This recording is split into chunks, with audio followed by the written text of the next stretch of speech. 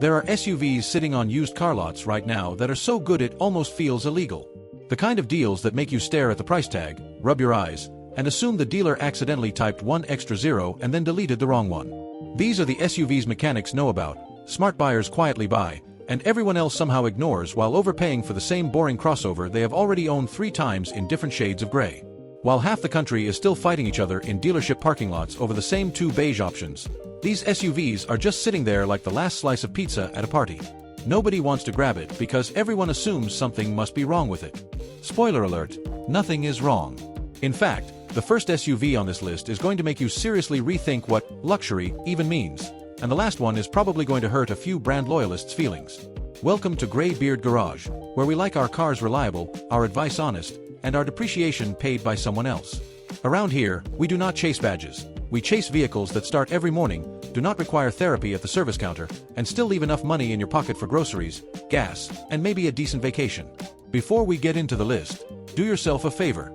Subscribe to the channel, hit the like button, and drop a comment telling us which SUV you think is the most overrated on the road right now.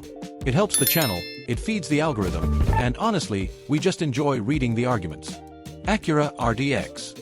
This one is funny because every single time I mention it, someone says, "Oh yeah, I forgot Acura still makes SUVs." Exactly. That sentence right there is the reason this thing is such an insane deal. The 3rd generation Acura RDX is one of those vehicles that accidentally got almost everything right, and because it does not have a German badge or a dashboard that looks like a tablet glued on by a bored toddler, people just walk right past it on the lot. Which is fantastic news for you. We are talking about the 3rd generation RDX, starting around model year 2019. Under the hood, you get a 2.0-liter turbocharged 4-cylinder making 272 horsepower and 280 pound-feet of torque. Translation for normal humans: this thing actually moves. Not the kind of acceleration where the engine screams, the transmission panics, and the car slowly negotiates with the hill. This is confident, grown adult acceleration. 0 to 60 happens in about 6 seconds, which is quicker than most people expect from something that regularly hauls groceries, gym bags, and regret. It is paired with a 10-speed automatic transmission. Yes, early 2019 models had some hesitation issues, the kind that make you wonder if the car is buffering. Acura fixed that with software updates, because unlike some brands, they do not pretend problems are a feature. Make sure the update was done and you are good. Fuel economy is solid too, roughly 22 miles per gallon in the city and about 28 on the highway. No, it is not a hybrid, but it also does not feel like you are driving a depressed kitchen appliance. Now let us talk depreciation, because this is where things get spicy. When new, an Acura RDX stickered somewhere around $45,000 depending on trim. Today, you can find a clean 2019 or 2020 with around 60,000 miles for somewhere in the low to mid-20s. That is a massive drop for a vehicle that is barely broken in. Meanwhile, people are still paying over $30,000 for a Lexus NX from the same era because it has a fancy reputation and a touchpad that feels like it was designed during the Obama administration. True story. I had a customer, early 30s, engineer, spreadsheet personality, and everything. He was dead set on buying a used BMW X3 because, in his words, it felt more premium. 2 months later, his BMW needed a water pump, several gaskets, and emotional support. The Acura needed oil changes. That is it. Honda reliability is not exciting, but neither is calling a tow truck on a random Tuesday morning. Inside, the RDX hits a really nice balance. Real materials, comfortable seats, one of the best sound systems in the segment, and enough tech to feel modern without needing a software engineering degree. Yes, the infotainment uses a touchpad. People love to complain about it. Give it a week. Your brain adapts. Humans learned how to drive manual transmissions. You will survive this. Maintenance costs are refreshingly normal. Oil changes are reasonable. Brake jobs do not require selling a kidney. And the engine uses a timing chain, not a timing belt, meaning no surprise $1,000 service just because the odometer hit a nice round number.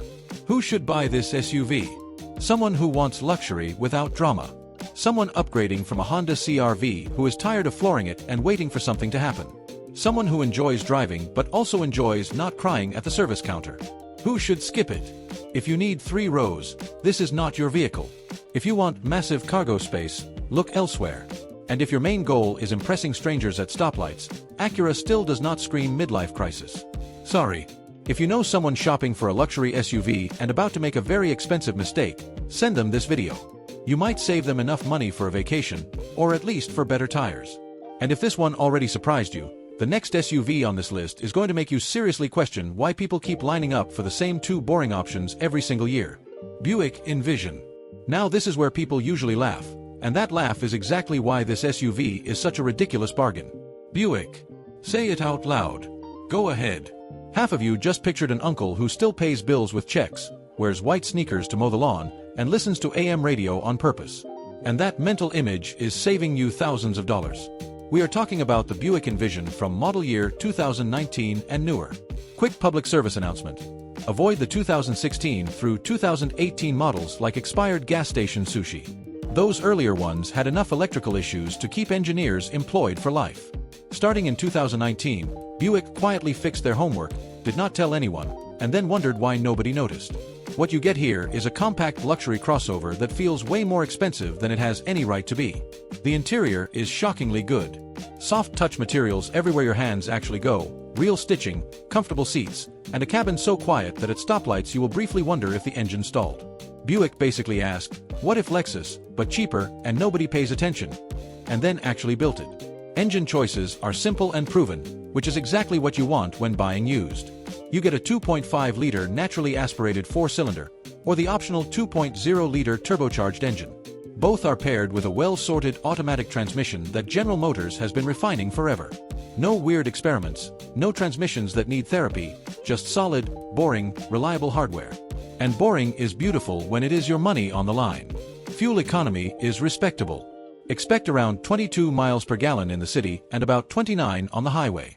It is not class-leading, but it also does not make your wallet feel lighter every single week for no good reason. Now let us talk depreciation, because this is where the Envision turns into a financial crime scene. A Buick Envision loses value faster than a new smartphone. A 2020 model has lost close to half of its original value in just a few years. That is brutal for the first owner and absolutely incredible for you. Right now, you can find a nicely equipped 2019 or 2020 Envision with around 60,000 miles for somewhere in the mid to high teens. For that money, it feels like it should cost 10,000 more. Compare that to a Lexus NX from the same year. Similar size, similar power, similar reliability. That Lexus is still flirting with $30,000 because the badge does most of the work. Meanwhile, the Buick just sits there on the lot, quietly judging everyone who walks past it while it waits for the one person smart enough to stop laughing. Maintenance costs are refreshingly normal. Reliability data on the 2019 and newer models is solid.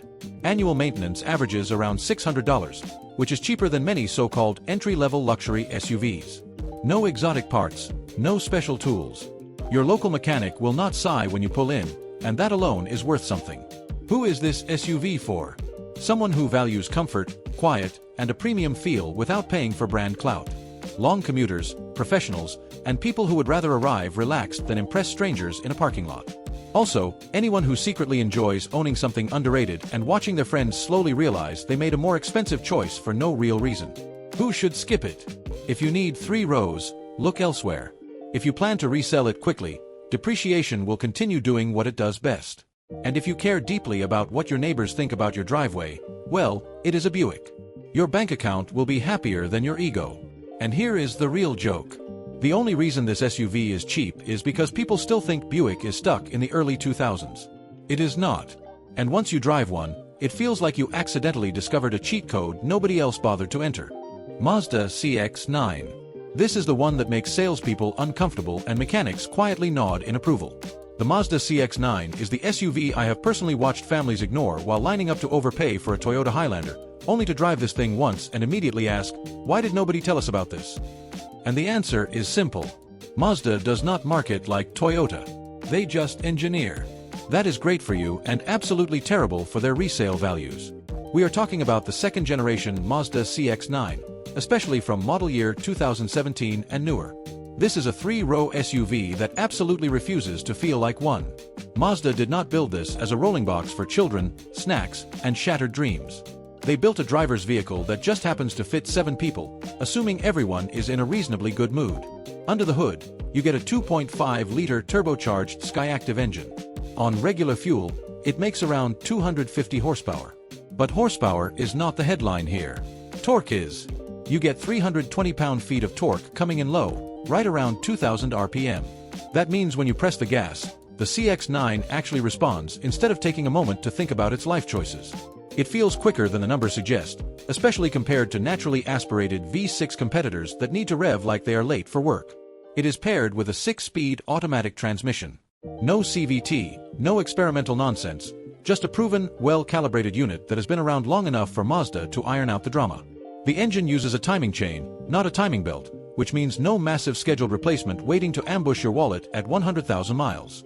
Fuel economy is solid for a 3-row SUV. Expect around 20 miles per gallon in the city and about 26 on the highway. It is not a hybrid, but it is also not a gas guzzler pretending it is doing you a favor by existing. Step inside, because this is where the CX-9 embarrasses people. Real leather, real stitching, real metal trim, not looks like metal if you squint.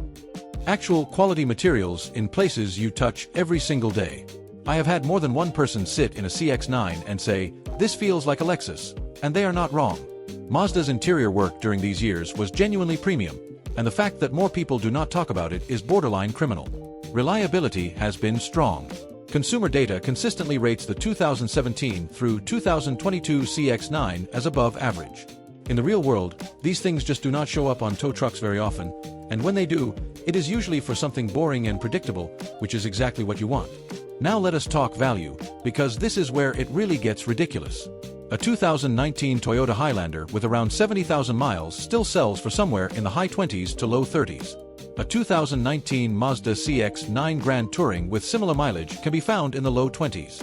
That is a difference big enough to pay for years of maintenance, insurance, and probably a family road trip that does not involve sleeping in the car. Yes, the Toyota will hold its value better. That is great news for Toyota owners. You are buying used. You want the depreciation to already be done. And with the CX-9, it absolutely is. Who should buy this SUV? Families who need 3 rows but refuse to give up on driving enjoyment. People who care about interior quality but do not need a luxury badge to validate their choices. Buyers who understand that marketing budgets do not equal engineering quality. Who should skip it? If you need to tow heavy loads, look elsewhere. The CX-9 is rated around 3,500 pounds. If you need massive cargo space behind the third row, it is a bit tighter than some competitors. And if resale value in a few years is your top priority, Toyota still wins that particular game. The bottom line is simple. The Mazda CX-9 is one of the best 3-row SUV values on the used market, period. Premium interior, engaging drive, proven reliability, and pricing that assumes people still think Mazda only makes small cars. That misunderstanding is your advantage.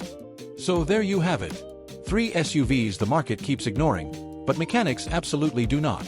These are the vehicles that quietly rack up miles, start every morning, and do not turn ownership into a lifestyle subscription at the service department.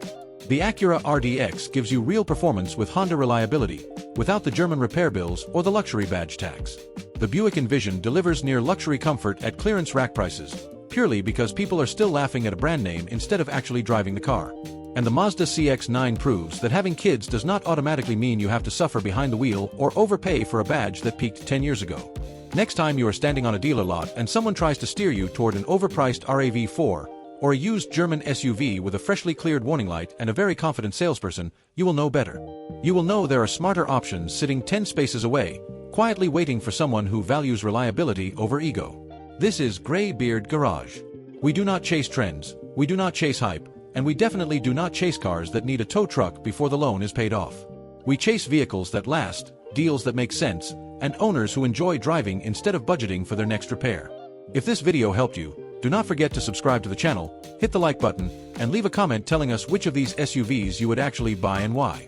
And if you know someone who is about to make a very expensive, very boring mistake, send them this video. You might save their wallet, their sanity, and at least a few weekends they would have spent sitting in a dealership waiting room. Drive safe, take care of your car, and we will see you in the next one.